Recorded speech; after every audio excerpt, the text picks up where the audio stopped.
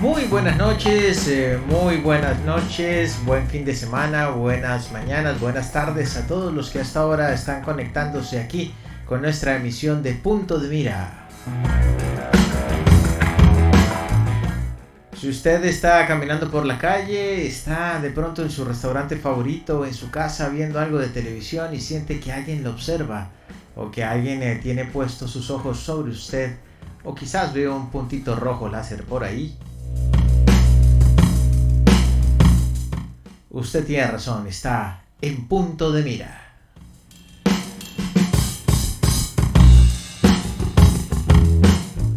Bueno, muy bien, pues todos sean nuestros amigos youtubientes bienvenidos a esta segunda parte del especial entre espejismos y punto de mira.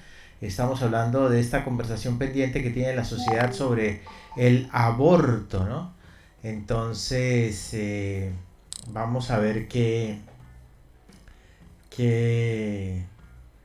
qué podemos hoy pues traer a colación y en respuesta a todas esas preguntas que este tema nos ha planteado durante la primera sesión y durante pues un poco de tiempo, ¿no?, que lleva el tema como conversación.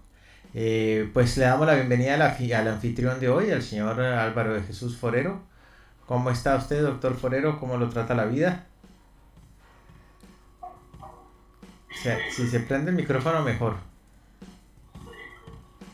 Porque como ayer también estaba con el micrófono apagado. Sí, Bueno, con el micrófono apagado.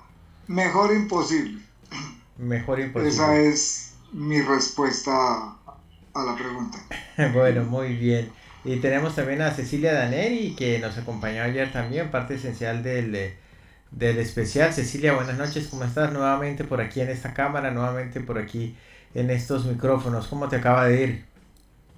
Muy bien, Nacho. Con todo listo para iniciar un nuevo aspecto de debate. Bueno, muy bien. Y tenemos un invitado muy especial que le voy a pedir el favor a Álvaro que lo presente porque es quien nos va a dar la luz respecto al tema literalmente en el día de hoy. Álvaro. Sí, gracias, Ignacio. Pues tenemos un gran gusto. Para mí es un honor muy grande contar con la presencia del doctor Oscar Barbosa. Él es médico, ya nos va a hablar él mismo de sus especialidades, pero quiero decir algo sobre él. Él fue quien se interesó por el diagnóstico mío del mieloma múltiplo al enviarme una cosa muy simple, una radiografía que cualquier otra la pudiera haber evadido. Y gracias a él, yo estoy aquí sentado conversando con ustedes. Muchas gracias, doctor.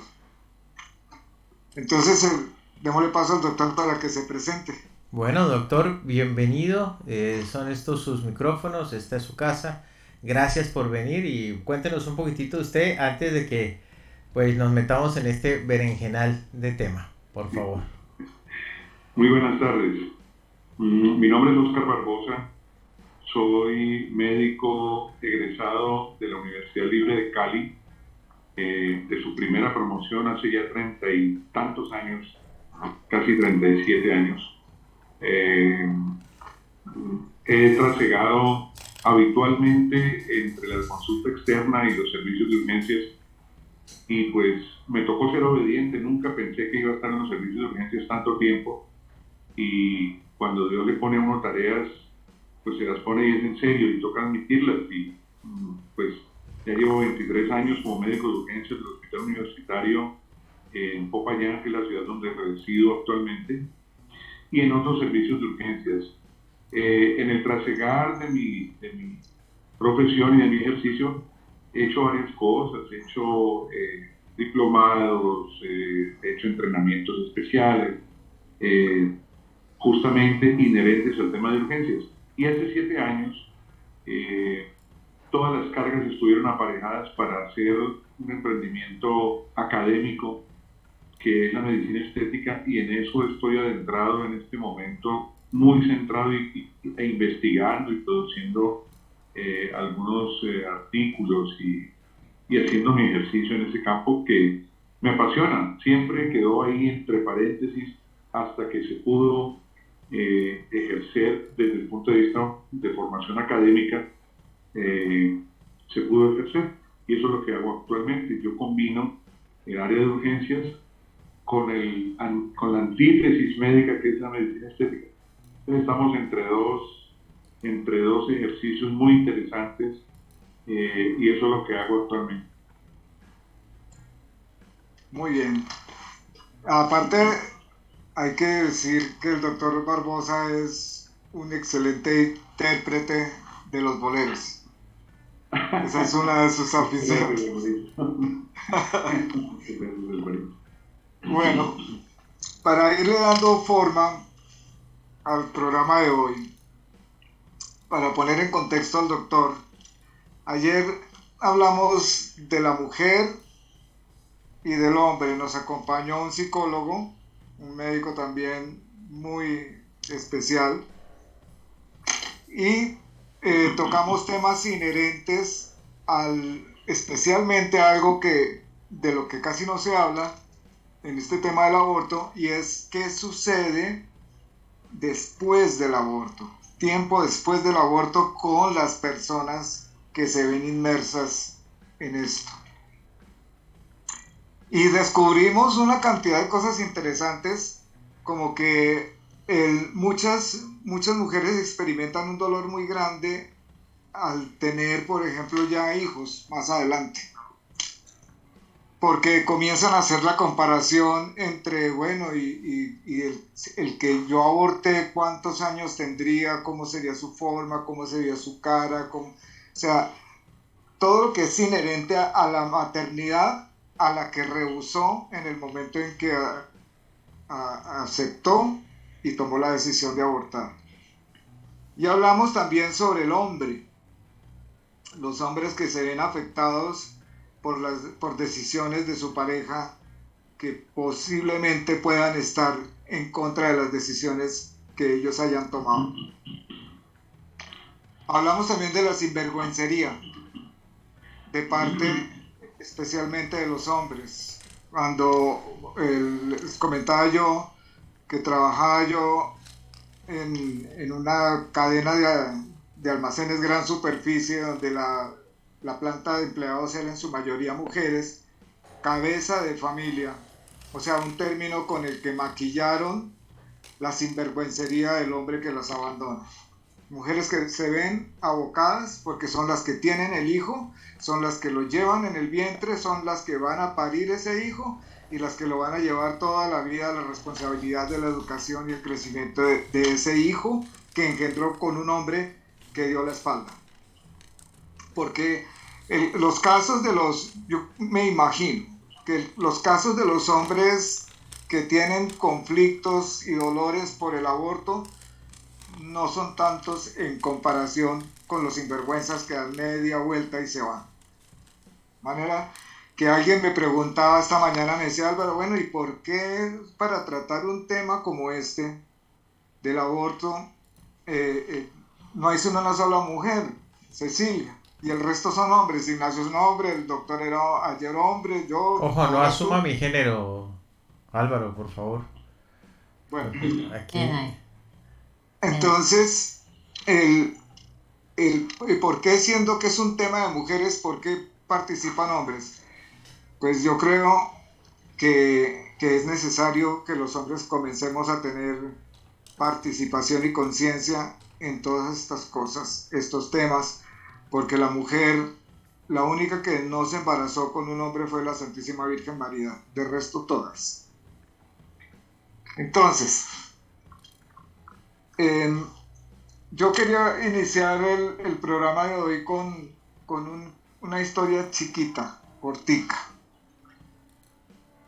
Se llama El juego de la flor más bella. Existían 3 florecitas en una comarca y eran muy felices. Las 3 florecitas se levantaban todas las mañanas a recibir los rayos del sol y a jugar a la flor más bella. Un día se separaron las 3 florecitas y se fueron cada uno a vivir a unas regiones diferentes.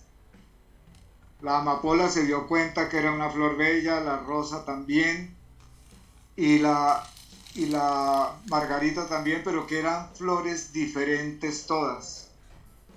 Y la gente las alababa y le resaltaba sus atributos. Un día después de un tiempo, vuelven y se reúnen las tres florecitas y comenzaron nuevamente a jugar a la flor más bella. ¿Esto a qué viene? Viene a ese sentido egoísta que viene en el paquete de la vida de nosotros. ¿Por qué digo egoísta? En otros programas y en otras ocasiones he dicho que nosotros nacemos preparados para vivir, no para morir. Venimos con todos los ingredientes necesarios, tanto físico como mental y espiritualmente, para sobrevivir a la vida. Vivir. Y venimos a un planeta vivo, con unas características impresionantes. Esta mañana precisamente tomé estas dos flores de un adorno, de un adorno floral. ¿Por qué? Porque me detuve un rato a observarlas y reparé en la perfección que tienen. Estas dos flores han sido arrancadas, pero aún conservan su belleza. Se van a marchitar porque ya fueron arrancadas.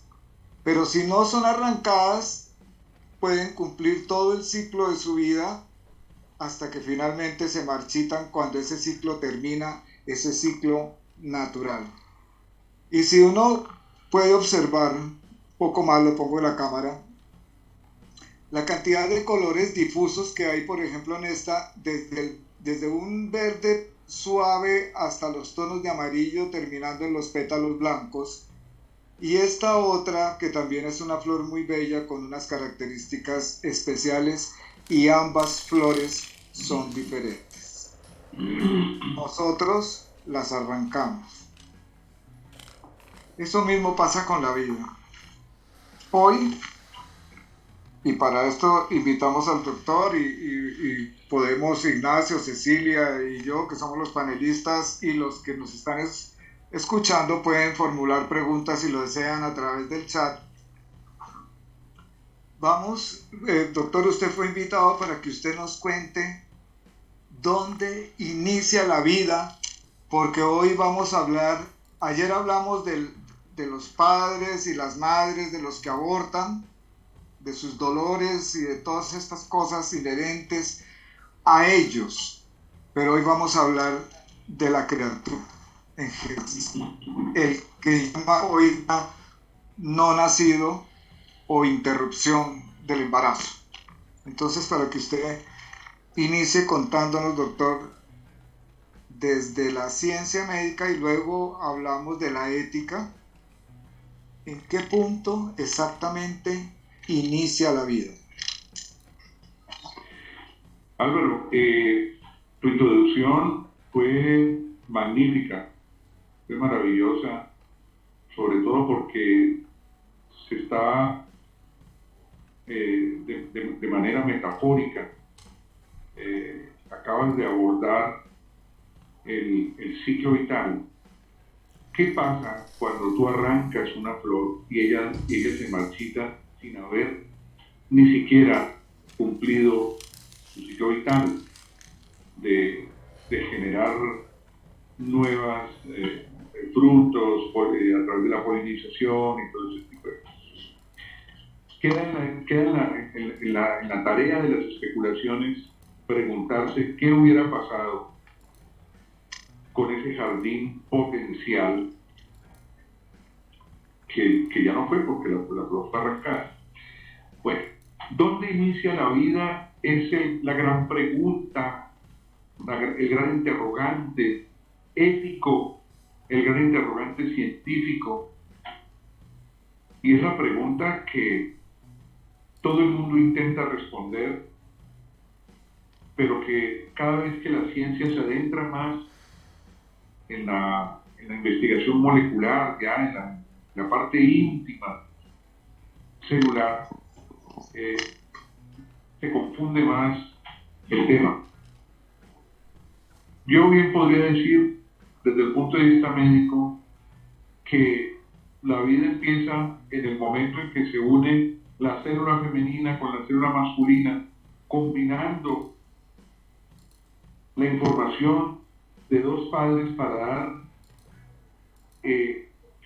dar forma, digámosle, escribir en el libro de la vida un nuevo código genético que es la combinación resultante de ese par de padres.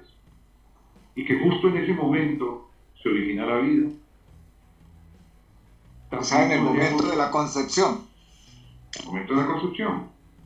También podríamos decir que un poco más allá, ese cigoto, esa celulita que se formó de dos componentes, masculino y femenino, podría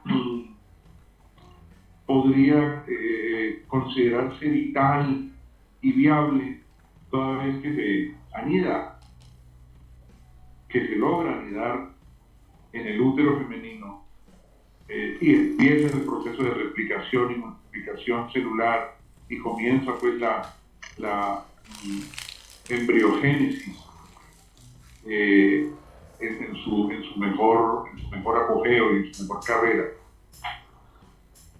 También podríamos decir que la vida empieza toda vez que arranca el latido cardíaco, pero que antes del latido cardíaco, que ocurre a ciertas semanas de la gestación, bueno, ya es un ser vivo, ya es un ser sintiente, pero sigue estando en el pantano ético, en el pantano científico, y en ese pantano están las dos corrientes, tanto la ética como la científica, de en qué momento es el start-up de la vida, en qué momento arranca. Si a mí me preguntan,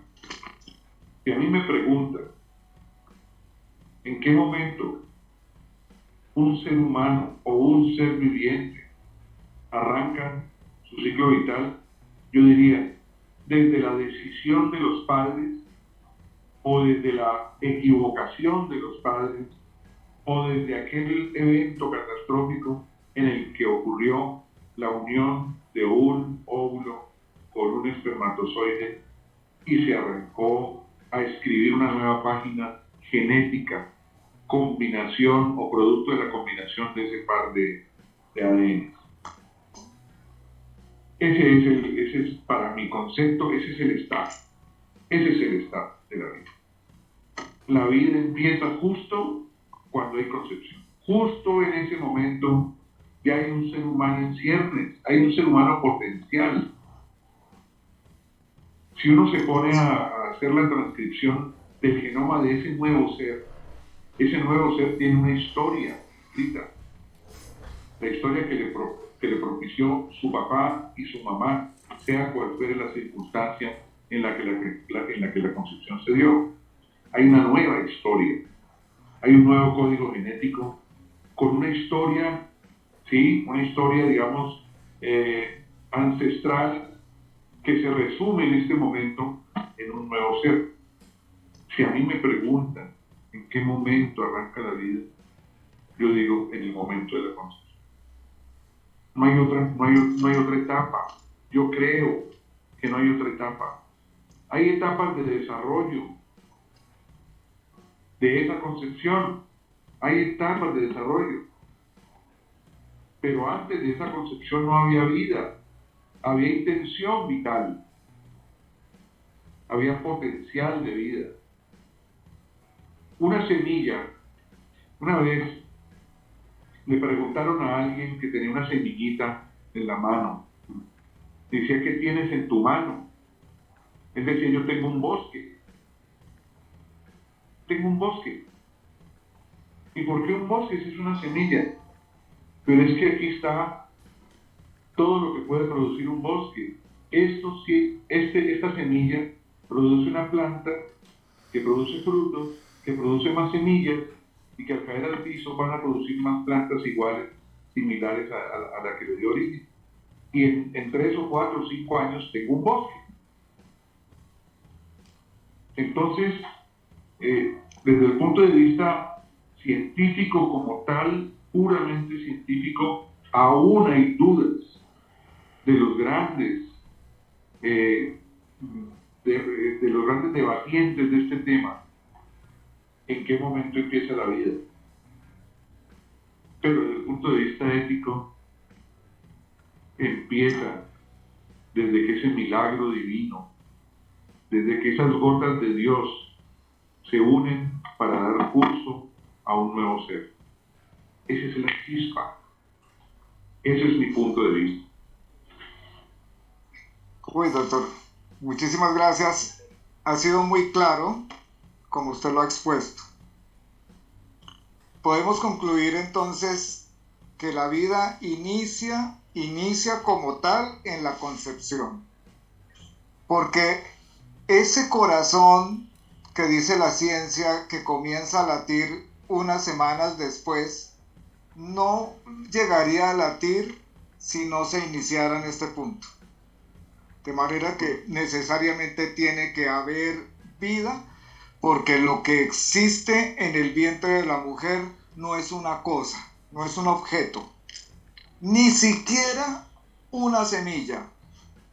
Porque así como usted mismo lo decía, la semilla puede ser sólida, digamos una semilla de frijol.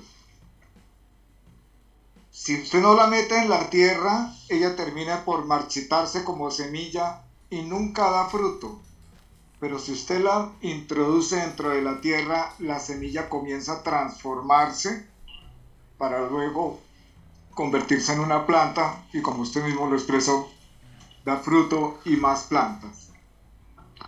Si nosotros miramos la cadena de la vida del planeta, estamos en un ecosistema vivo. La flor está viva. Puede que, como no grita cuando yo le arranco un pétalo, tampoco podemos decir que le duele si le arrancamos un pétalo, no lo sabemos. Pero es un vegetal, pero tiene vida.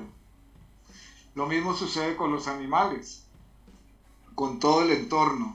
Y todo es una cadena que procura y reproduce vida, vida y vida en abundancia y no termina de producir vida. Pero nosotros, el hombre, con esa inmensa egoísmo que tenemos, entonces nos tomamos esa vida de nuestra propia mano para cercenarla, marchitarla y acabarla de mil formas. Hablábamos el día de ayer que son 73 millones de abortos según la Organización Mundial de la Salud en el año 2022.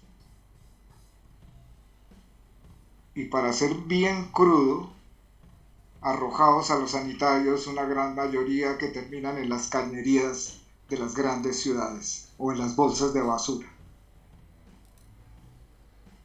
Eso es una gran deshumanización. No vamos a establecer un juicio sobre aquellos hombres y mujeres que abortan, porque hay demasiadas cosas alrededor de una decisión como esa, de todo tipo, cultural, de educación, de presiones, que todo eso lo hablamos en el programa pasado. Pero lo que vamos a tratar hoy es de salvar, al menos en la conciencia, porque esto es un asunto más de conciencia que cualquier otra cosa, la vida de muchos bebés, seres humanos, que puedan terminar en una bolsa de basura o en una alcantarilla. Cecilia, ¿qué nos tiene para aportar? escuchaba al doctor y te escuchaba a vos y recordé lo que ayer les comentaba de las semillas. Le comento rápidamente, doctor. Les comentaba que tengo una planta que una vez al año saca una vaina finita. Pero adentro, o sea, llega un momento de su, no sé cómo se llama en una planta, una evolución, no sé, un momento donde se reproduce esa planta, donde esa vaina se seca y se abre. Y salen un montón de estas semillitas que tienen pelucitas y que el viento las lleva. Si uno corta, una vuelta corté esa vaina, de otra planta que era similar, la estructura, después me di cuenta, la guardé, porque me parecía muy bonita, la guardé envuelta en un papel.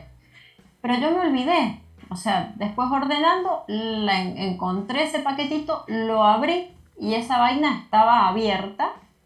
O sea, ya no estaba en la planta, yo la había arrancado de la planta y estaba abierta. Entonces digo, cómo la vida se asegura su permanencia, cómo cada ser en este planeta se asegura continuar. Un poco me hizo acordar a eso el ejemplo de la semilla y el bosque, ¿no? Totalmente. Y de ahí, bueno, podemos derivar un montón de debates al margen del aborto que son riquísimos para la humanidad. Entiendo cuando hablamos de deshumanización, fíjate que lo hemos charlado en muchos debates, estamos en épocas, hace rato que venimos con una sociedad, como diría Bauman, sociedad líquida, donde las instituciones se van cayendo, donde hay otros autores que hablan de instituciones galpón, donde todo se diluye, donde no hay cosas fijas, donde todo es móvil, donde también hay una cuestión de ausencia de porvenir o de un futuro más o menos cierto, más allá de que el futuro nunca es cierto, pero está como todo nublado. Yo creo que también esta cultura de deshumanización, en este caso particular estamos hablando del aborto y es cuestionable hablar de deshumanización también, porque no en todos los casos es así.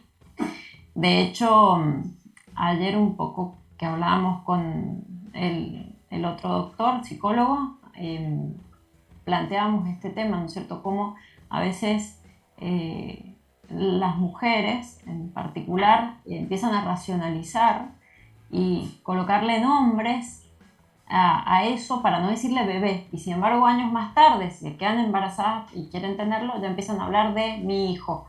Y como en ese momento, cuando deciden abortar, empiezan a darle, no es su hijo, es un feto, un embrión, una cosa, o sea, algo así. Lo cual es como que esta parte, ahora como esto mismo, vamos a hablar como si fuera una cosa, esto mismo acá es cosa, y esto mismo años después, o cuando yo decido, es un hijo y tiene vida. Eso es muy llamativo. Y tal vez yo lo atribuyo más a esta sociedad de cuestiones líquidas, como diría alguna vez Bauman, yo lo atribuyo más a esta sociedad de cosificación, donde tendemos a cosificar a todo lo que nos rodea y a nosotros mismos, ojo, a vendernos nosotros mismos.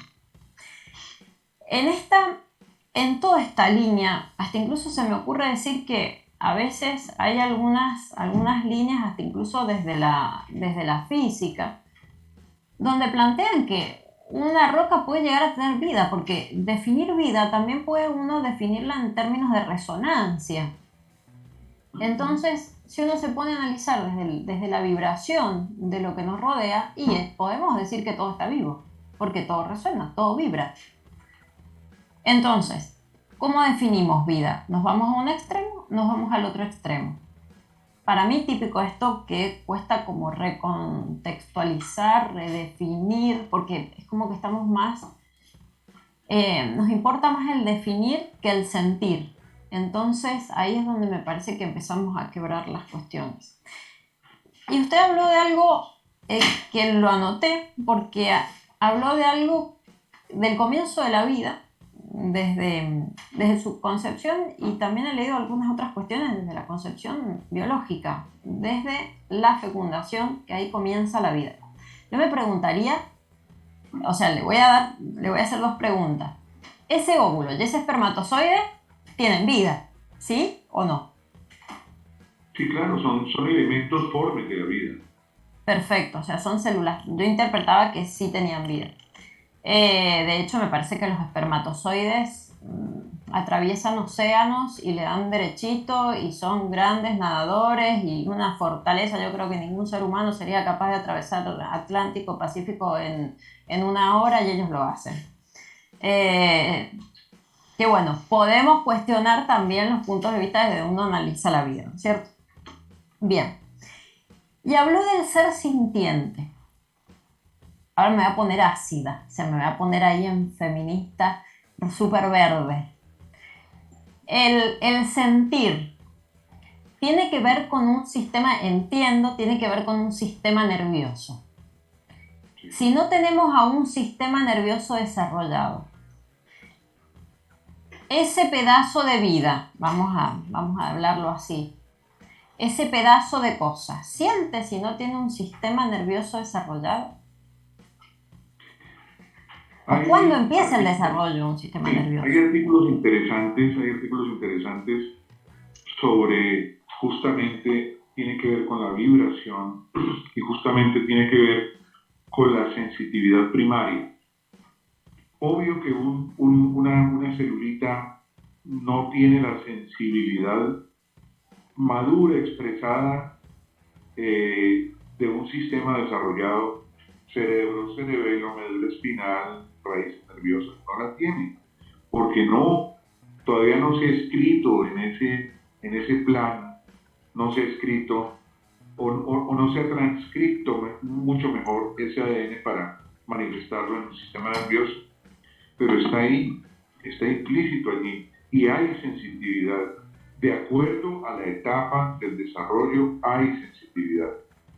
Tanta sensitividad que incluso hay selección natural cuando esa célula nueva tiene alguna malformación y el mismo organismo detecta y dice, no, tú no puedes avanzar más, tienes que quedarte allí ya, y se elimina. Y eso es una autosensitividad, ¿no? O sea que sí hay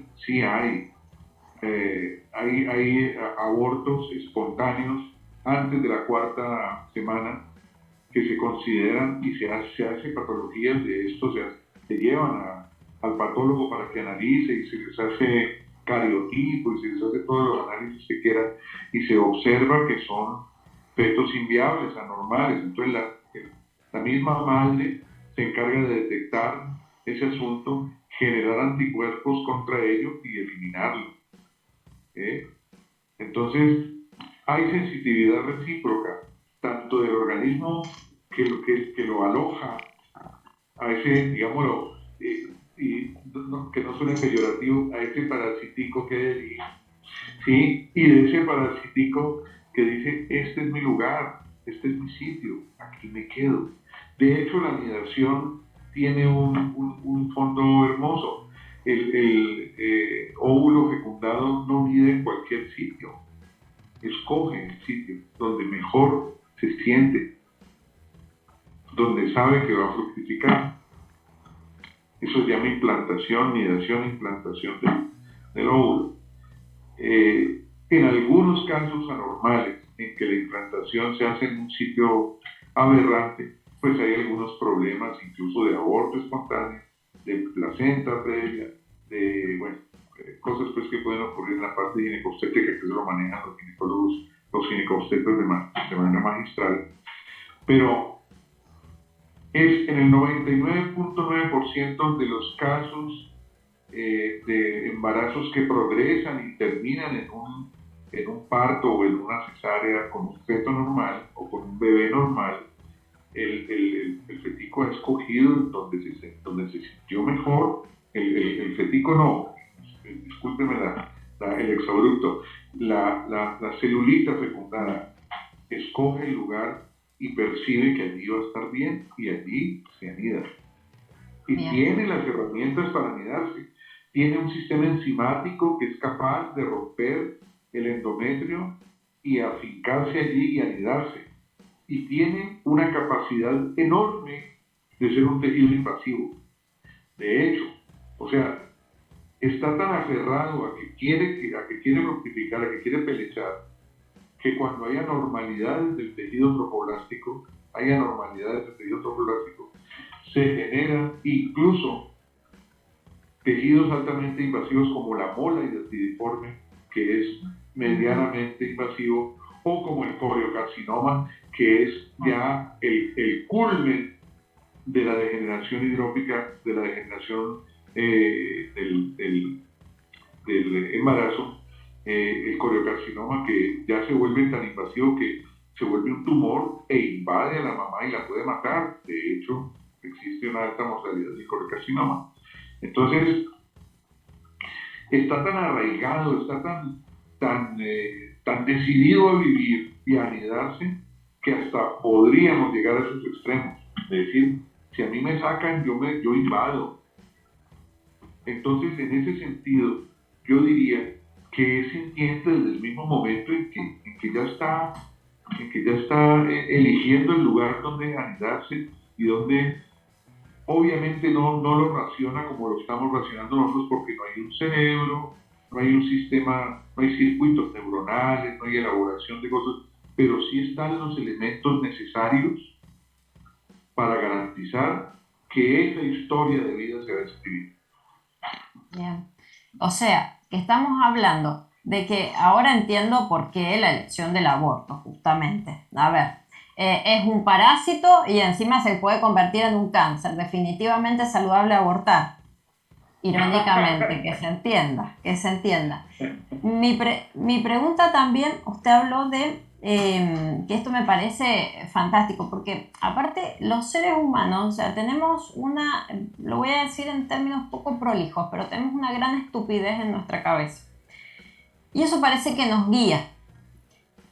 Somos capaces de ir a otros planetas y encontrar bacterias y decir, hay vida. Y sin embargo estamos hablando de esto, o sea, es lo irónico, es lo absurdo de nuestra humanidad. O sea, vamos a Marte, encontramos una bacteria, un virus, y ¡ay, qué fantástico! Se han descubierto bacterias, virus en los transbordadores o en estas estaciones espaciales que no son terrestres, son extraterrestres por las condiciones en las que se dan.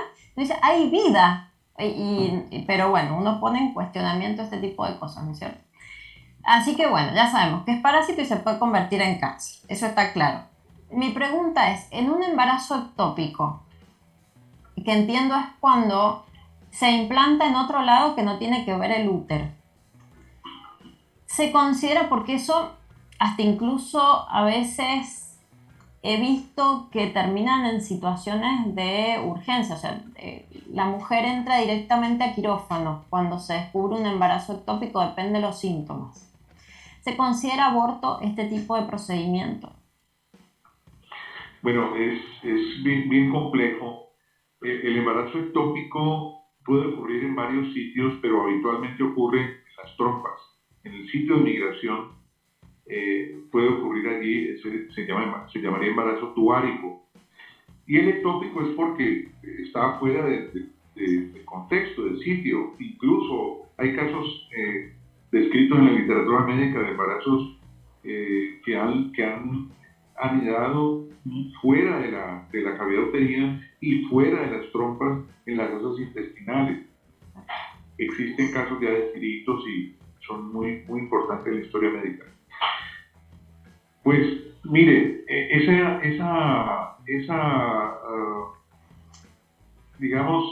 anidación anormal que pone en riesgo la vida de la madre habitualmente termina en terminación del embarazo. Y es la terminación del embarazo por dos razones. Una, porque se descubre a tiempo y se sabe que esa señora se le va a romper su trompa y va a terminar en una hemorragia mortal. O dos, porque llegó al hospital con un dolor abdominal intenso y hubo que hacerle la oforectomía, la anexectomía, con feto y todo. Eso es un aborto. Absolutamente sí, porque se está interrumpiendo un embarazo. Ahora, el embarazo está ocurriendo en un sitio en el cual no estaba invitado a participar. Ese fetico se metió donde no era, o esa mórula, o ese embrión, se metió donde no era. No hizo lo apropiado, bien sea por estrechez de las trompas, por N circunstancias, no se anidó, pero hay vida, y es un aborto, porque hay vida. Claro, es una interrupción de un embarazo. Ahora, desde el punto de vista ético, si hay una mamá que corre riesgos, que está enferma, que tiene dolor, que tiene hemorragia, que hay que transfundirla, y que está en abdomen agudo, y al operarla se detecta, o al hacer la ecografía o la imagen diagnóstica, se detecta que hay un embarazo que la va a matar.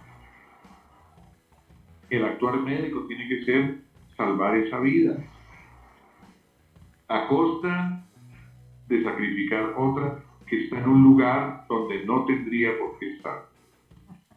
Pero es un aborto, obvio, es una interrupción. Bien, bien. Doctor, muchas gracias. ¿Cecilia va a preguntar algo más? No, voy a seguir anotando. Eso, perfecto. Bien. Bueno, ha sido muy floridas las explicaciones. Las preguntas de Cecilia me encantaron, muy precisas. Las respuestas del doctor también. Pero como estos programas tienen un factor tiempo y tenemos que avanzar un poco, ya definimos que vida es desde el momento mismo de la concepción, alójese o no en el lugar adecuado, las circunstancias que sean, pero es vida. Y lo es porque a partir de esa concepción, del mismo momento en que se une el óvulo al espermatozoide, empieza a escribirse la historia de un ser humano, y que al interrumpirla está interrumpiendo también esa historia. Bueno, pero entonces vamos a una parte menos amable. Generalmente, una mujer se da cuenta que tiene un atraso al mes, que no le llega la menstruación o al tiempo que tenía calculado. 15 días, 12 días, lo que llaman un retraso. Pero vamos a hacer lo más corto posible. Digamos que a los 15 días que estaba esperando su periodo menstrual, se dio cuenta que no llegó y eso le prende una alarma, ¿no? Tengo un atraso. Pero hay que esperar, porque a veces se suceden atrasos de unos días. Supongamos que espera 4 o 5 días. Luego viene el susto. Luego, ¿qué voy a hacer? Luego, y todas las cosas que usted se pueda imaginar. Hay que ir a comentarle a la amiga, decirle al hombre si lo tiene a la mano, y si no, pues ni modos. ¿Qué va a pensar mi mamá? Necesitamos hacer aquí, allá, acá, y ya podemos ir adelante de un mes.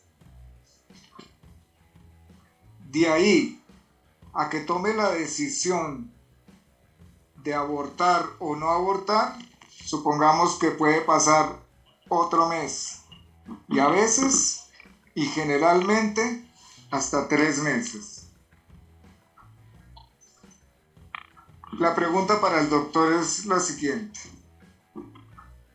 porque esto fue una vez en un debate sobre este tema, que yo lo expuse de una manera muy cruda y casi me fusilan los contendientes, y es: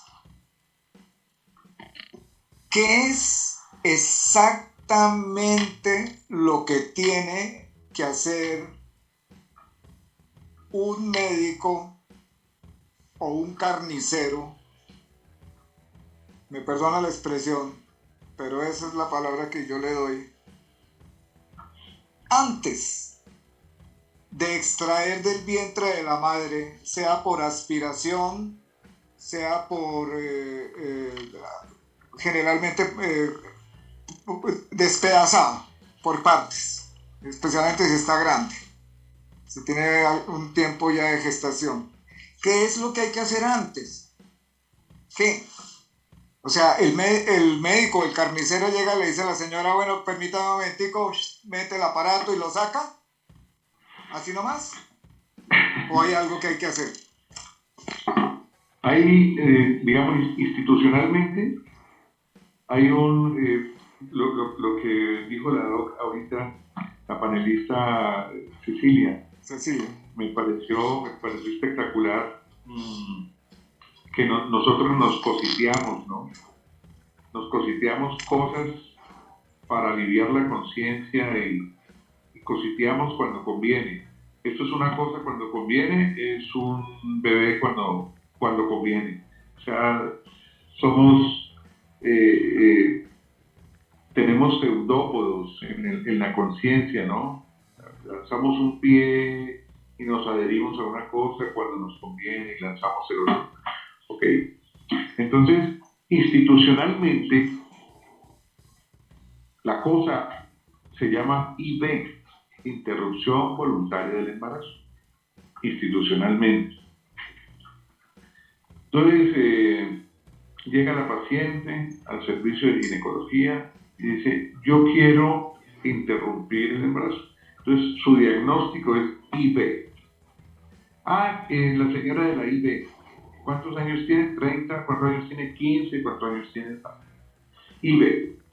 Hay alguien que le tiene una historia clínica, riesgos, pues como si se fuera a hacer una extracción de cualquier otro órgano.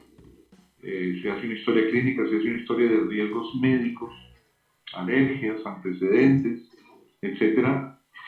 Y se programa. Cuando es una etapa muy temprana, las personas encargadas de esos programas dan citotóxicos, medicamentos citotóxicos, o sea, o estimulantes de las prostaglandinas, que son sustancias que aumentan la contractilidad uterina. Por ejemplo, el misoprostol. Le administran a la señora misoprostol intravaginal, eso se absorbe, o le dan medicamentos tomados, bueno, muchas cosas que hay ahora para eso. Y la manipulación a etapas muy tempranas prácticamente no existe. Se espera que la señora elimine a través de esos citotóxicos el producto de la fecundación. A etapas mayores sí se hace lo mismo, pero se le programa a la señora como un procedimiento. Es así, un procedimiento. Usted viene a un procedimiento que se llama IB. Entonces se le minimiza el dolor, se le minimiza la duda, se le minimiza el paso grande que va a dar y se le atenúa mediante esos artificios que se usan en las instituciones, se le minimiza lo que va a ocurrirle y se le hipertrofia, por otro lado, la seguridad de que no, mire, esto viene así, esto va a ser así, así, no se preocupe, no va a doler, O sea, se le decora con determinadas actitudes, terminología e información, se le decora lo que va a pasar. Eso ocurre institucionalmente.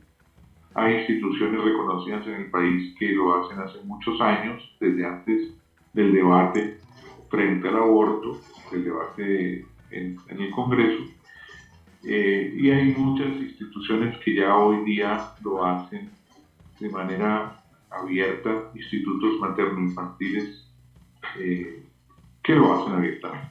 Ahora bien, En los sitios clandestinos,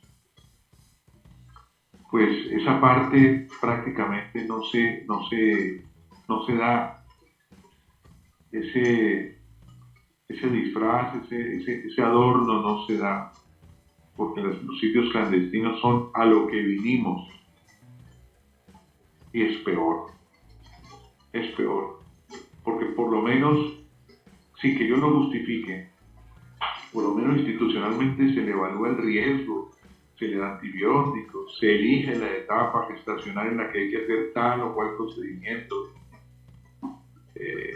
pero no se le estandariza lo que hay que hacer, que es la carnicería que se hace en los sitios clandestinos. Amén de que tampoco se les informa qué va a pasarle, ni a quién acudir si tienen complicaciones, una perforación de heridas, o una endometritis, una sepsis de origen ginecológico. Pero en fin de cuentas,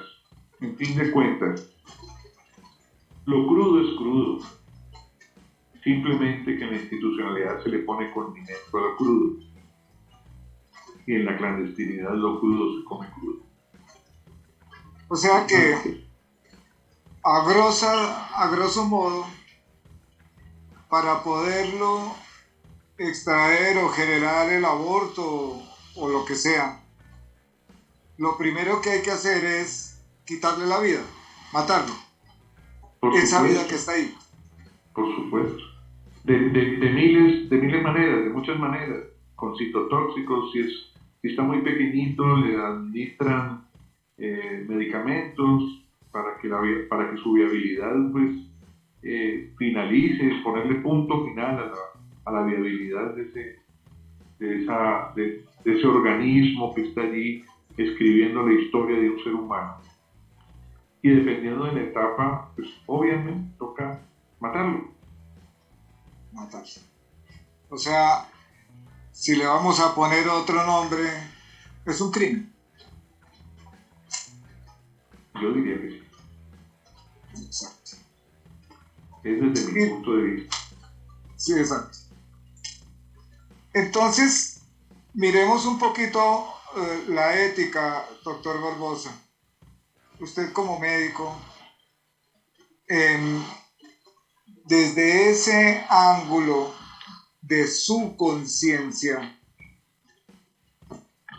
no lo pongamos a nivel cristiano, pongámoslo a nivel natural, a la mera conciencia con la que todos venimos como equipaje de la vida, porque todo ser humano tiene una conciencia y distingue entre lo que está bien y lo que no está bien y lo que no está tan bien. O sea, establecer un criterio y un razonamiento que es lo que nos diferencia de los animales. Y eso que no de todos, porque los domésticos tienen un razonamiento incipiente por el hecho mismo de convivir con el ser humano. Es cuando un gato maulla y uno sabe que está pidiendo comida o que lo saque, porque él no abre la puerta, él no se sirve la comida, pero se la pide a uno, aunque sea un instinto, una forma instintiva de él de solicitar lo que necesita, se lo está solicitando a alguien más, porque si estuviera fuera en el monte, no necesitaba que el hombre le sirviera nada. Cazaba su alimento y tenía su libertad de movimiento. De modo que si eso hace un animal, nosotros, que se supone que tenemos el razonamiento, por eso digo, dejémoslo en el plano más bajo, en el más racional y natural.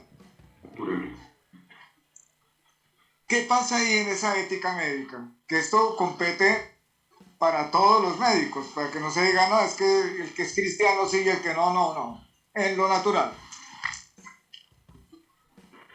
Bueno, nosotros como comunidad médica somos una comunidad bastante heterogénea en ese aspecto. Somos muy heterogéneos.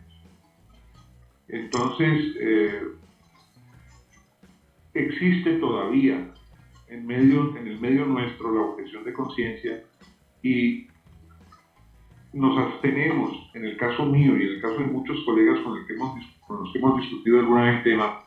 Incluso tengo una colega que es médica estética también, que ella como médica interna estaba en su pleno año de internado. El ginecólogo jefe, ella estaba rotando por ginecología, y el ginecólogo jefe del turno dijo: fulanita, hágame el favor y prepara a la paciente para tal cosa. Y ella estaba rotando por ginecología, y lo que podía haber pasado era que perdiera la materia por no acatar la orden de su jefe ginecólogo. Ella le dijo: doctor, qué pena, pero yo a eso no le jalo. En términos coloquiales, no le jalo. Tengo objeción de conciencia y ese no es mi plan. Yo no vine a formarme en medicina para este tipo de cosas. Y ella se sometió a lo que le ocurriera académicamente y se abstuvo de cumplir las órdenes del ginecólogo. Obviamente eso hubo revuelo y la cosa, después ella me contó cómo fue el asunto, pero así pasó. Entonces, volviendo a nuestro cuento, somos una comunidad heterogénea. Hay quienes lo hacen de forma abierta, pero hay quienes no lo hacemos porque no nos gusta, porque no nos parece, porque no queremos adentrarnos en un tema de ejercicio tan en contravía para lo que uno se forma. Entonces, si me dices de forma natural, ¿qué ocurre? De forma natural hay gran cantidad de médicos que no lo hacen, ni lo harían.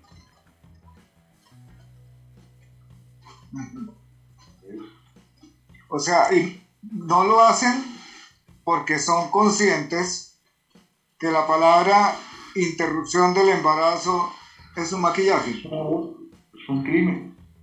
Exacto. Es a ese punto quería llegar.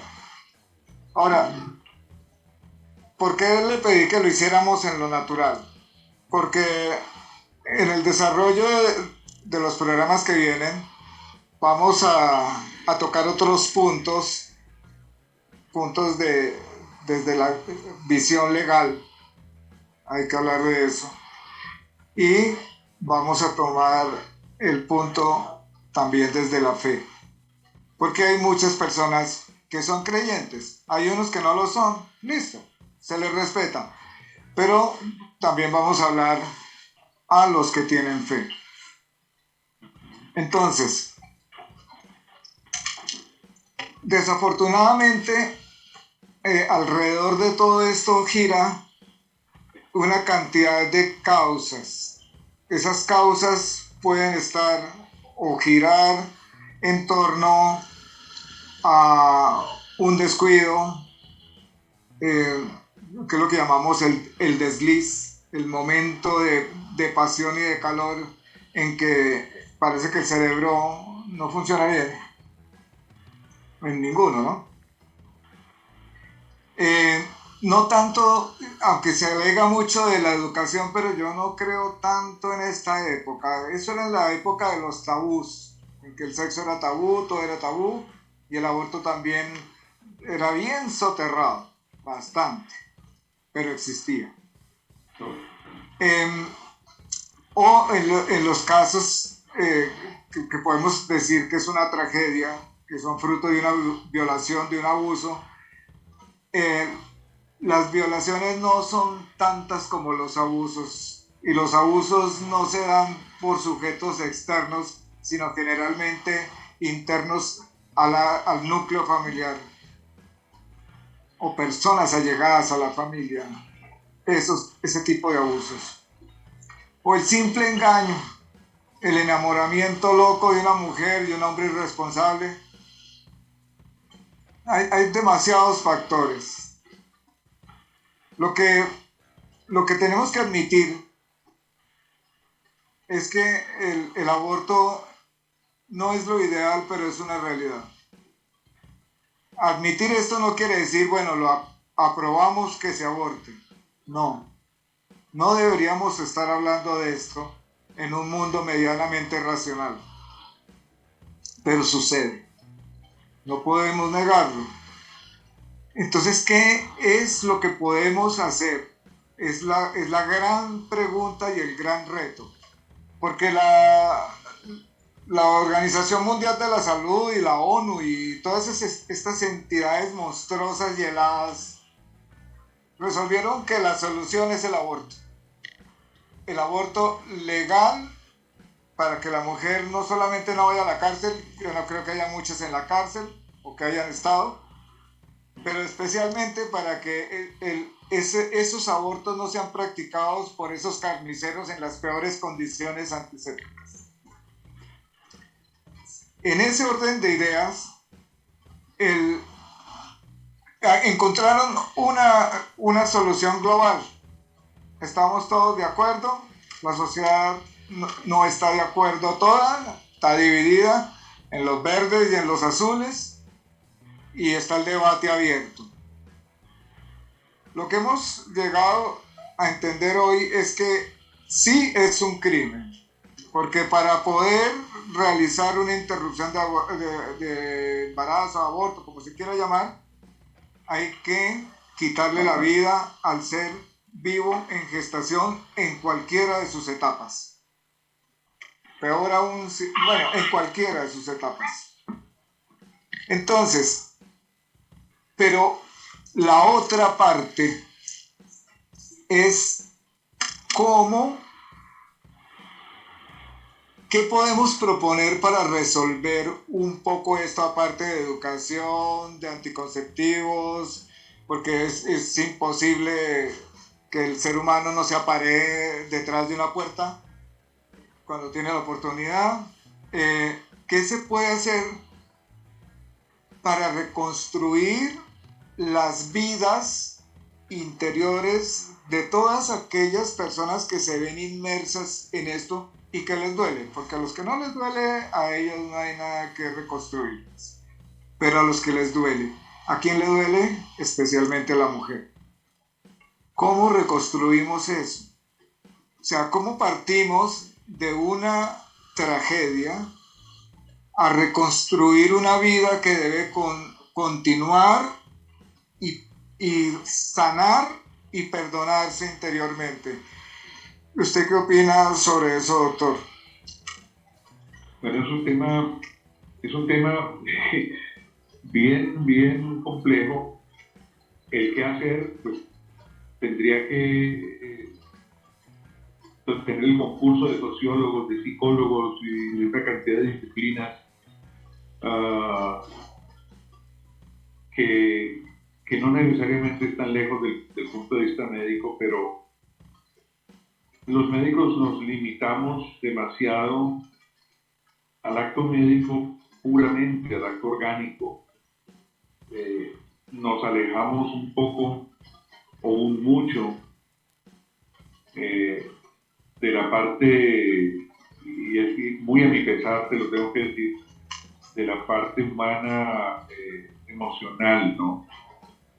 Pero yo diría que además de tantas propuestas educativas, tantas campañas, tantas cosas, y lo inevitable que es que el ser humano joven, sobre todo, se aparee en cualquier lugar.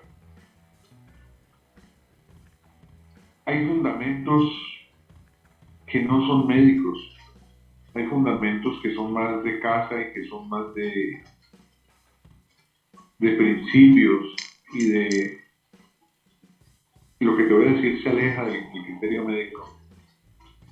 Son más de llenarnos espiritualmente de otras cosas. Eso lo digo muy fácilmente porque ya yo pasé por la adolescencia. Porque en la adolescencia tenía la seguridad que si me daban la oportunidad, obviamente, que como tú lo dices, hasta detrás de una puerta, porque uno no tiene los principios, uno no ha desarrollado la materia prima que es del ser humano, que es el espíritu y la espiritualidad. somos absolutamente carnales, sensitivos, hormonales, impulsivos. Y en una carrera inusitada, primaria, primitiva de perpetuar la especie, nos apareamos, jovencitos, y metemos la pata, como se dice pues en el argot coloquial y popular. Yo diría que cuando nosotros ya tenemos el acervo que uno tiene, la tarea de nosotros es hacerle entender, y no como médicos, sino como papás, como tíos, como abuelos, como los mayores de las familias, hacerles entender a los muchachos el riesgo espiritual del apareamiento sin cadenas, del apareamiento desenfrenado. Es difícil para mí decirte qué hacer ahora desde el punto de vista institucional, desde el punto de vista del Ministerio de Educación. Entonces, hay miles de políticas y miles de cosas, pero yo diría que la parte más importante nos corresponde a cada uno como líder de familia. Pienso yo en ese sentido, ¿no? Yeah. Los líderes de familia tenemos que tener. Ahora, el núcleo familiar que se ventila y que se estila hoy día, y alejando del punto de vista médico, sociológicamente no tiene muchas oportunidades, ¿no? Porque hay bombardeos, te puedes separar, te puedes divorciar, te puedes volver ¿sí? Puedes hacer esto, puedes hacer aquello, puedes ser una familia multiconyugal, bueno, una cantidad de elasticidades y de cosas que en términos de globalización pues nos han permeado a todos, y hoy todo se vale, entonces en medio de que todo se vale, el todo se vale mientras tengamos el todo se vale con principios, que diría yo que es el fundamento, ¿no? Y está en el núcleo familiar. Pero como te digo, la familia como núcleo ha estado bombardeada con 30.000 cosas. 30.000 cosas. Y las familias marginales, pues más todavía tienen poco acceso a información, existe la desesperanza, está la lucha por el día a día. Hay tantos factores, ¿no?, dentro del conglomerado social que impide que la gente piense en espiritualidad y se espiritualice y se vuelva humano de principios, cuando hay tantas cosas externas de la descomposición social aquejándolo y atacándolo. Casos excepcionales, para mencionarte algo y de pronto finalizar porque debo partir. Tuve un colega a quien quise mucho, lo aprecié muchísimo, hasta cuando fuimos amigos, lo somos aún, pero él está ausente ya hace mucho rato, no sé de él. Pero era un muchacho de una comuna muy, muy compleja de Medellín. Y son los casos donde, entre comillas, llega el valor espiritual. Pero ganó él.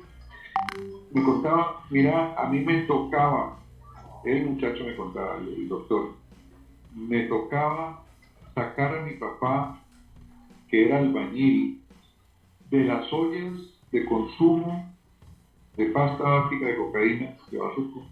Me tocaba llevármelo a mi casa todos los días. El hombre salía del trabajo, trepaba una loma que hay que trepar para llegar a ese sitio, y de allá llevármelo a mi casa, y todos los amiguitos míos de primaria y secundaria, todos están muertos. Y yo no le creía eso y me volví médico, un muchacho de la Universidad de Antioquia, y me volví médico. Entonces, fue como el caso fortuito, el caso extraño en medio de una comunidad tan compleja. Y fue por motivo propio, no por inspiración de Dios, que le dio la fortaleza y le dio la visión, porque no tenía un papá con principios, perdón, no tenía un papá con principios en medio de una familia que no funcionaba bien, pues porque su papá, el líder, era absolutamente díscolo y estaba enfermo de drogadicción. Sus amiguitos pues provenían de hogares similares, incluso más complejos, porque a todos los mataron en actos delincuenciales. Y él tuvo ese valor espiritual que lo ganó y logró salir adelante. Hoy día creo que es un traumatólogo en Argentina, ese fue para Argentina, y hace rato que no sé. Pero lo menciono como caso excepcional en el momento en que toda la sociedad está como los amiguitos de él, enferma, sin poder pensar en el espíritu, sin poder desarrollar esa conexión divina y sobre todo el reconocimiento de la proveniencia del humano, de dónde provenimos, quién nos hizo y para qué. Entonces el reconocimiento de eso en medio de una sociedad tan enferma es bien complejo. Y hacer programas y hacer cosas y proponer cosas es lo único que yo concluyo es que el líder de familia o el médico líder o el periodista líder o el escritor líder tome las banderas y lo haga como ustedes lo están haciendo. No hay programas para eso, no hay magia para eso. La conciencia se siembra y a veces se siembra en terrenos áridos, pero por ahí una que otra flor va pelechando, una que otra plantita va germinando. La idea es que personas como tú, como Cecilia, como los demás panelistas, hagan esto todo el tiempo. Estos debates, más que debates, estos cuestionamientos son importantes al interior de uno mismo, pero también alrededor de la gente o impactando a la gente que nos rodea. Eso hacemos, o eso hago yo como médico y muchos médicos lo hacen. Educar a la gente, concientizarla, hablarles al corazón, hablarles de la manera más adecuada posible, sin herir, sí, y sin traspasar sus barreras, sus propias limitantes o además sus propias barreras personales, ¿no? Sin transgredir su libertad. Pero sí toca a veces ser uno medio metido y zarandearlos un poquito. Entonces es una labor que nos toca a todos. Pero no hay un programa, no hay magia para eso. Yo creo que la magia la tiene Dios y la presencia de Dios en el corazón de la gente es la que da la transformación real de este tema y de los países, de los gobernantes, de todo eso. Cuando uno se ausenta de Dios y no lo deja entrar al corazón y no lo deja ser su comandante en jefe, la cosa se aprieta y se aprieta feo. Sí. Doctor, sí, estamos con el tiempo del programa. Cecilia, ¿tiene alguna cosita que Sí, tengo como 25 preguntas. No, doctor, tengo como 2 o 3. ¿Sí o no nada más? ¿Sí o no? Me voy a poner así, me voy a alternar entre celeste y verde. Bien, me pongo bien celeste. En este procedimiento médico, ¿existe riesgo uterino? Por ejemplo, perforación uterina como riesgo inherente al procedimiento médico. Perforación uterina, cicatrices uterinas que le puedan impedir quedarse embarazada posteriormente a la mujer. Es Bien, correcto, claro. perfecto. Total. Soy celeste, absolutamente celeste, pero ahora viene el amarillo, me convierto en verde. Entonces le consulto. Usted está en el servicio de emergencia. ¿Han disminuido los casos de urgencias y de gravedad por abortos clandestinos después de estas leyes que despenalizan? Bueno, yo estoy en un servicio de urgencias que no ve pacientes ginecológicas.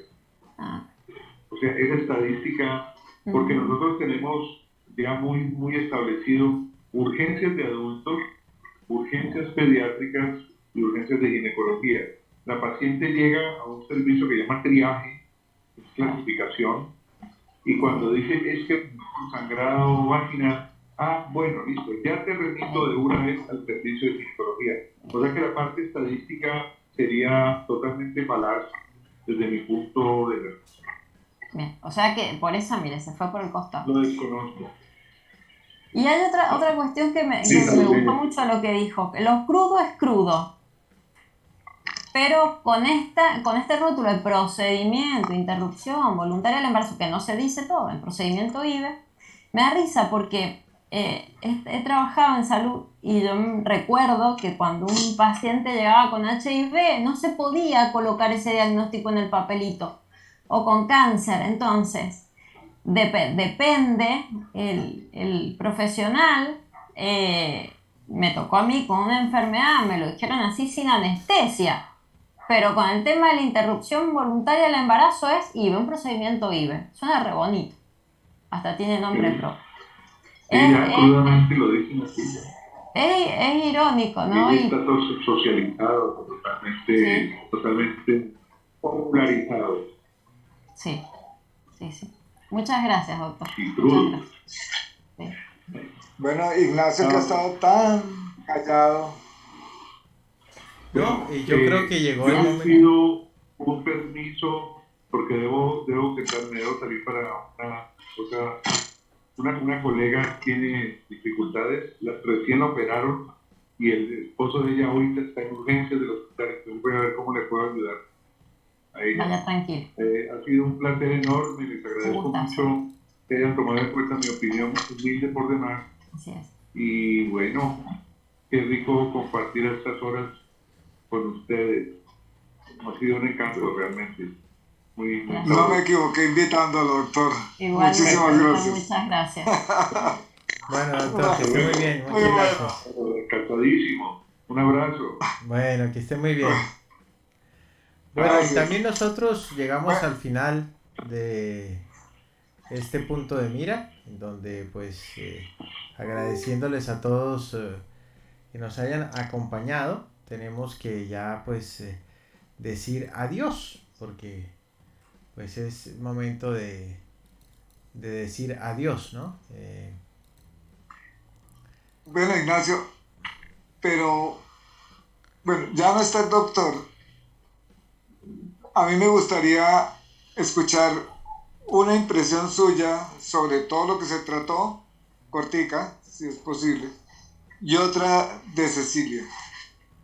Bueno, Cecilia. Te lavaste las manos, me lo pasaste a mí. Bueno, estas van a ser mis palabras concluyentes. No me gustan ni los pañuelos verdes, ni los pañuelos celestes, ni ningún tipo de pañuelos. De hecho, no los uso. Solamente usaba un pañuelo colgado en mi mochila de trabajo que decía más para educación. Es el único pañuelo que porté en mi vida. Ninguno más. Entonces, anoté varios puntos, considerando que hablar que el aborto en sí mismo como acto y como debate me parece que son expresiones de lo mismo, un grito de toda esta humanidad. Estoy a favor de la despenalización, sí, ninguna mujer tiene que ir presa, no se debe juzgar el acto. Como grito, cuando yo grito, es porque hay un montón de cosas antes que me pasaron o que me pasan en el alrededor. Considero que sí tienen que haber lugares seguros para que este procedimiento médico, con sus riesgos inherentes a un procedimiento médico, porque uno se puede ir a operar un lunar que está saliendo, y eso, o sea, uno puede estar expuesto hasta incluso una reacción alérgica y se muere por la reacción alérgica. O sea que el procedimiento médico implica riesgos. Esto es un procedimiento médico y hay que ser consciente que implica riesgos, ¿sí? Estoy hablando desde la parte más superficial, diría, porque como grito me parece que es lo último que sale. Cuando uno escucha un grito, uno no sabe dónde está bien la cosa, pero hay un grito, es lo primero que sé. O sea que estamos hablando de sí a la despenalización desde mi punto de vista, que eso implica lugares seguros, implica no juzgar, pero más allá, ¿qué opino? Que le viene muy bien a los gobiernos que se despenalice el aborto, porque siempre sale más barato hacer un aborto seguro que encargarse de situaciones de violencia de género, situaciones de violencia o maltrato infantil, situaciones de violencia intrafamiliar, situaciones de violaciones, situaciones N que se dan y que después terminan en niños no deseados que me molestan como Estado, como gobierno me molestan porque los tengo dando vuelta, tengo hambre, tengo pobreza. Entonces me es más fácil decir sí, te doy la posibilidad de abortar cuando quieras, a hacerme cargo como Estado de cómo tengo esta sociedad. Estamos hablando de sociedad, no hablo ni siquiera ni del Estado argentino, hablo del Estado mundial, porque la pobreza es mundial, el maltrato y la violencia es mundial. O sea, que es más fácil abortar que hacerme cargo. Eso desde los Estados. ¿Qué le digo? ¿Qué le digo a las mujeres? ¿Qué les digo? Que no permitan ser juzgadas, que exijan el cumplimiento de protocolos en caso de abusos y violaciones. Como dijo Álvaro, se dan lamentablemente en la familia, el conocido es el peligro. Bueno, exijan protocolos para evitar embarazos. Si no denuncian, eviten el embarazo ustedes. Para eso pueden ir a una farmacia. Desconozco la ley en otros países. Acá en Argentina se puede hacer. Otra cosa más, y esto se lo digo a las mujeres también. Existen métodos anticonceptivos. Yo soy una mujer, y hablo en primera persona, elegí tener un solo hijo. Tengo una hija, ya es grande, mayor de edad, me operé. Decidí no tener más hijos. ¿Qué hice? Elegí un método anticonceptivo permanente. O sea, me operé, me hice una ligadura de trompas. Lo elegí yo y me sometí a ese procedimiento médico, sí, con sus riesgos. ¿Me quedaron algunas secuelas? Sí, pero preferí decidir no tener hijos y no elegí quedarme embarazada y después entrar en el aborto o no aborto. En mi caso particular, hubiese decidido continuar con el embarazo. Por eso preferí evitar. Entonces, mujeres, les hablo a todas las mujeres, hay métodos anticonceptivos permanentes y temporarios. Conocemos los preservativos, conocemos los anticonceptivos orales hormonales.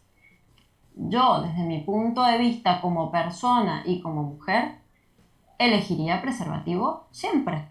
Primero, por esta situación y que a veces esta liviandad o esta falta de responsabilidad en el comportamiento de la sexualidad, como se quiera, mirá bien o mal, eso no lo estoy juzgando ni nada por el estilo, pero me parece que el preservativo evita no solo bebé, sino evita enfermedad, y me parece que es un acto de responsabilidad, y no se lo coloquen encima al hombre esa responsabilidad, porque me da vergüenza ir a comprarlo como mujer a la farmacia. No, voy como mujer y me hago cargo de mi actividad sexual. Me hago cargo de eso cuando elijo tenerla, obviamente, no estamos hablando de violaciones, que es otra cosa. Me hago cargo de mi actividad y decido cómo cuidarme y lo hago cumplir.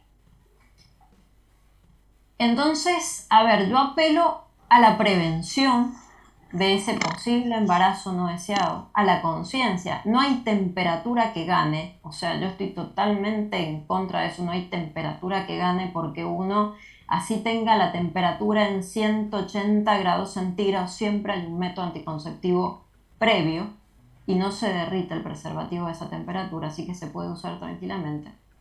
Así que yo siempre apelo a eso, a la prevención. Si hay un montón de quiebres vinculares, sociales, estatales, obviamente, lamentablemente, la palabra aborto va a estar en el debate. No es juzgable, insisto, no lo juzgo, pero sí me parece que hay un montón de mecanismos donde podemos empezar a elegir. En mi caso particular, elijo la prevención de ese embarazo. Siempre. Y como les digo, lo hablo con conocimiento de causa. Decidí solamente tener un hijo y tengo una sola hija. Y listo. Decidí ponerle fin a mi etapa reproductiva. No tengo más nada que decir. No, pues estuvo muy completo. Yo, ¿qué tendría por acotar? Voy a ser corto porque ya hablé bastante en este podcast. Estado y sociedad. Cuando nosotros hablamos de que el Estado decide, el Estado dice, el Estado ordena, el Estado condena, el Estado despenaliza, estamos hablando desde la sociedad. Porque el Estado debería, no es ser el representante, el parlante de los deseos de la sociedad entera. Pero como vivimos en estados democráticos, dictatoriales, monarquías, entonces los señores del Estado deciden por la sociedad entera prácticamente sin ser consultados. Y lo único que le consultan a la gente es para que vaya a votar. No más. Pero para hacerles el juego a ellos. Y cuando salen a protestar, mira lo que está pasando en Perú. Bueno, entonces es Estado-sociedad. Y tomar una determinación. El doctor fue muy claro cuando le hice la pregunta de qué hacer. Cuando habla del entorno familiar. Pero el entorno familiar es duramente atacado. Y no solamente duramente atacado, sino que es ignorante también. Y tiene demasiadas cosas en su psiquis, digámoslo así, que no le permiten razonar con claridad. Hay demasiadas circunstancias. Yo no apruebo el aborto bajo ninguna circunstancia, pero entiendo lo que sucede en la realidad y ese ha sido un debate que yo he tenido en algunas ocasiones con las personas de fe. Yo soy un hombre de fe. Entonces son radicales. No debe existir el aborto, no deberíamos estar hablando de esto, pero existe.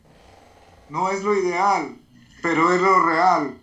Y como existe y es un problema no solamente de salud pública, sino de salud emocional que va afectando directamente a las personas y de paso se comete un asesinato, 73 millones el año pasado.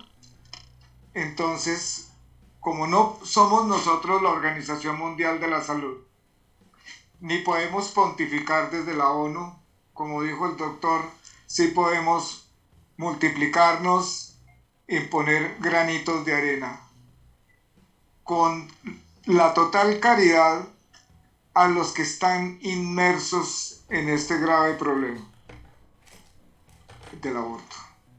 Hombres, mujeres, hombres sinvergüenzas, mujeres irresponsables con su sexualidad, todo esto, porque se puede evitar. No estamos en tiempos de la Edad Media, que yo creo que también habían, donde el sexo era un tabú y era totalmente un oscurantismo, no se podía hablar del tema. Entonces yo creo que ahora sí se puede hablar, sí hay acceso a la prevención y, y hay muchas formas de educarse, ¿no? Hoy en día tienen un teléfono en la mano desde que están chiquitos. Hay muchos métodos para poderse educar. Eso es lo que pienso a grosso modo. Ya le queda la palabra al patrón. Bueno, pues agradecerle a todos los youtubers su compañía. Gracias por habernos acompañado el día de hoy en estos dos especiales, ¿no? Ayer y hoy. Y pues nada, seguramente todavía tenemos algunos aspectos que explorar. El de hoy muy completo. Pero seguramente volveremos aquí al universo de Madcast con más sobre el aborto desde otros tópicos y también desde la profundidad del tema para que no siga siendo una conversación abierta, porque aquí, como dijimos ayer cuando comenzamos el especial, sí nos mojamos, ¿no? Sí tomamos una actitud y una posición y tenemos una opinión al respecto. Y perdóname un segundito, Ignacio, una interpelación. Vamos a tratar la parte legal y vamos a tratar la parte religiosa. Que nos quede bien claro a los que nos están escuchando para que podamos ahondar en todos los aspectos, pero vamos a decidir en qué momento continuamos. Continúe, Ignacio. Bueno, muy bien. Agradecerte, Álvaro, agradecerte, Cecilia, y nos estaremos encontrando la próxima semana, en donde si usted está caminando por ahí y siente que tiene una... alguien lo observa o siente que alguien lo sigue, alguien está pendiente de usted, de pronto ve un punto rojo, sí señor, usted está en el punto de mira.